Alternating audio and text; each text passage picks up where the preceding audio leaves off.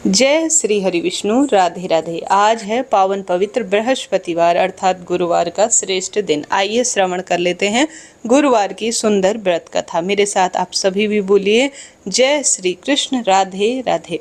बृहस्पतिवार कथा के अनुसार किसी गांव में एक साहूकार रहता था जिसके घर में अन्न, वस्त्र और धन की कोई कमी नहीं थी, परंतु उसकी स्त्री बहुत ही कंजूस थी। किसी भिक्षार्थी को कुछ भी नहीं देती थी, सारे दिन घर के कामकाज में लगी रहती थी। एक समय एक साधु महात्मा बृहस्पतिवार के दिन उसके द्वार पर आए और भिक्षा की याचना की। स्त्री उस समय घर के आंगन को लीप रही थी। इस कारण साधु महाराज फिर से कहने लगे कि महाराज, इस समय तो मैं घर लीप रही हूँ, आपको कुछ भी नहीं दे पाऊंगी। फिर किसी अवकाश के समय आना। साधु महात्मा खाली हाथ चले गए। कुछ दिन के पश्चात वही साधु महात्मा आए और उसी तरह भिक्षा मांगी।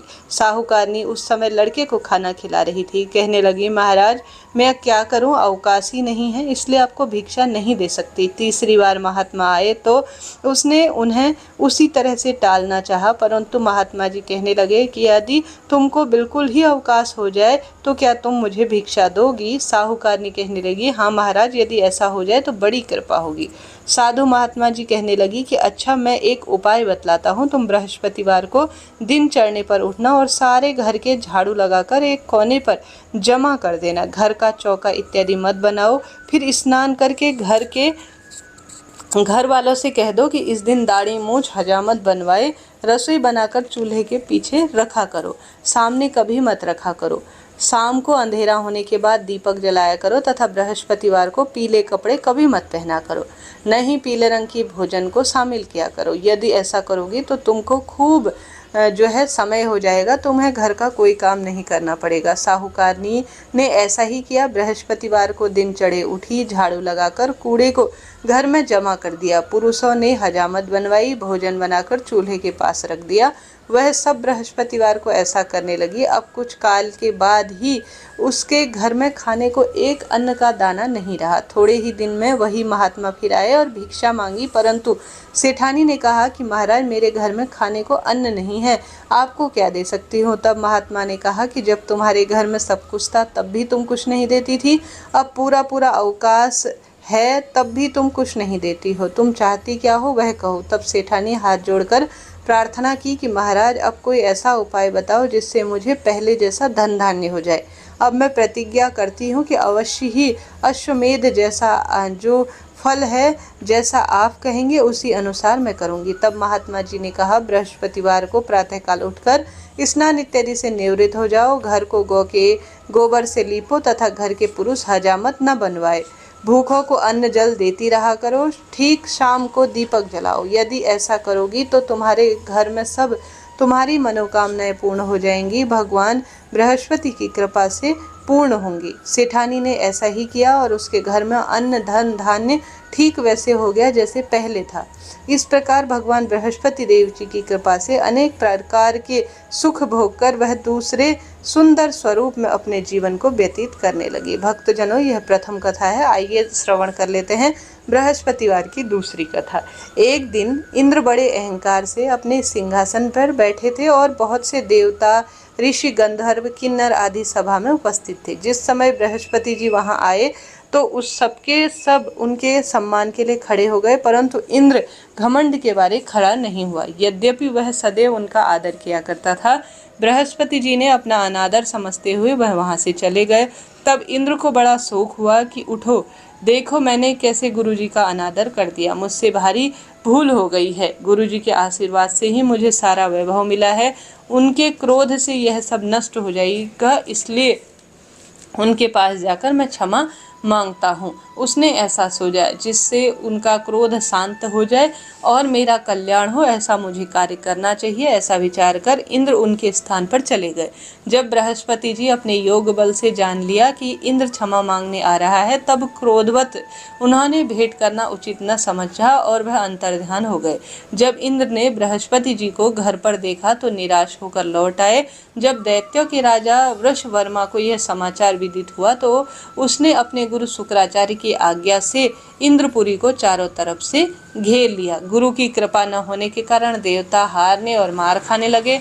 तब उन्होंने ब्रह्मा जी को विनय पूर्वक सब वृतांत सुनाया और कहा कि महाराज दैत्यों से किसी प्रकार बचाइए। तब ब्रह्मा जी कहने लगे कि तुमने बहुत बड़ा अपराध किया है जो गुरुदेव को क्रोधित कर दिया है। अब तुम्हारा कल्याण इसी से हो सकता है कि त्वष्टा ब्राह्मण का पुत्र विश्वरूपा बड़ा तपस्वी और ज्ञानी है, उसे अपना पुरोहित बनाओ और वही तुम्हारा कल्याण कर सकते हैं। यह वचन सुनते ही इंद्र त्वष्टा ऋषि के पास गए और बड़े विनीत भाव से त्वष्टा जी से कहने लगे कि आप हमारे पुरोहित बने जिससे कि हमारा कल्याण हो जाए। तब त्वष्टा ऋषि ने उत्तर दिया कि पुरोहित बनने से तपोबल घट जाता है, परंतु तुम बहुत विनती करते हो, इसलिए मेरा पुत्र विश्वरूपा पुरोहित बनकर तुम्हारी रक्षा करेगा।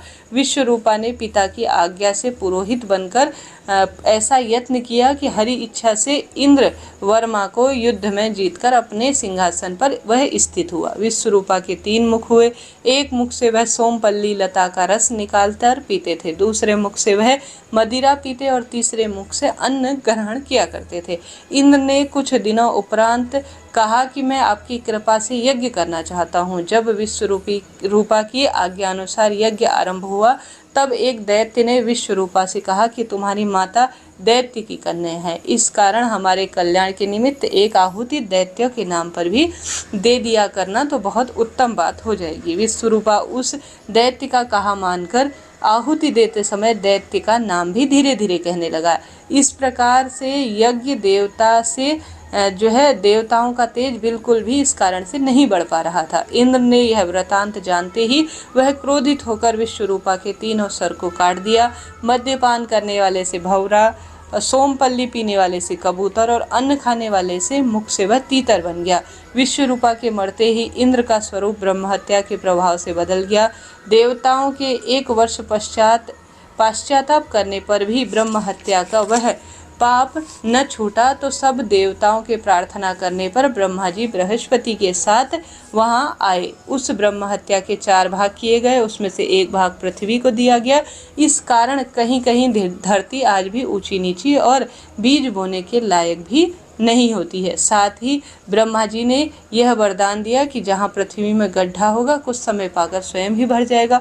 दूसरा वृक्षों को दिया जिसमें से गोंद बनकर बहता है, इस कारण गूगल के अतिरिक्त सब गोंद अशुद्ध समझे जाते हैं। वृक्षों को यह वरदान दिया गया कि ऊपर से सूख जाने पर जड़ फिर फूट जाएगी। तीसरा भाग स्त्रियों को दिया गया जिस कारण से स्त्रियां हर महीने रजस्वला होकर पहले दिन चंडालनी, दूसरे दिन ब्रह्मघातिनी, तीसरे दिन धोबिन के समान रहकर चौथे दिन शुद्ध हो जाती है और संतान प्राप्त का उनको वरदान दिया। चौथा भाग जल को दिया गया जिससे फेन और सिवाल आदि जल के ऊपर आ गए।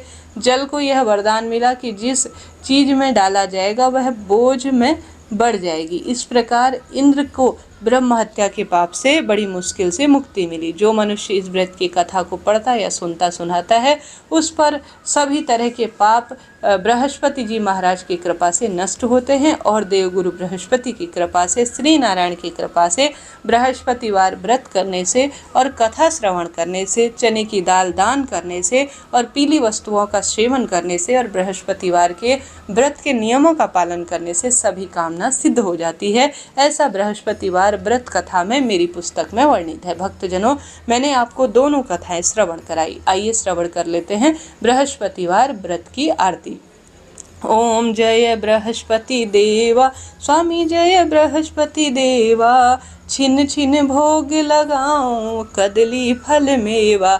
ओम जय बृहस्पति देवा, तुम पूर्ण परमात्मा, तुम अंतर्यामी प्रभु, तुम अंतर्यामी, जगत पिता जगदीश्वर, तुम सबके स्वामी। ओम जय बृहस्पति देवा, चरणामृत निज निर्मल, सब पातक हरना प्रभु, सब पातक हरता, सकल मनोरथ दायक, कृपा करो भरता। ओम जय बृहस्पति देवा, तन मन धन अर्पण कर जो जन शरण पड़े प्रभु, जो जन शरण पड़े प्रभु प्रकट तब होकर आकर द्वार खड़े। ओम जय बृहस्पति देवा, दीन दयाल दया निधि, भक्तन हितकारी प्रभु, भक्तन हितकारी, पाप दोष सब हरता, भव बंधन हारी। ओम जय बृहस्पति देवा सकल मनोरथ दायक सब संशय तारो। प्रभु सब संशय तारो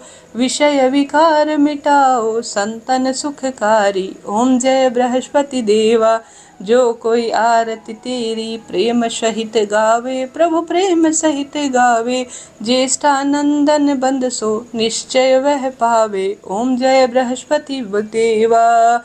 बोलो सब बृहस्पति देव भगवान की जय। श्री नारायण भगवान की जय। राधे राधे।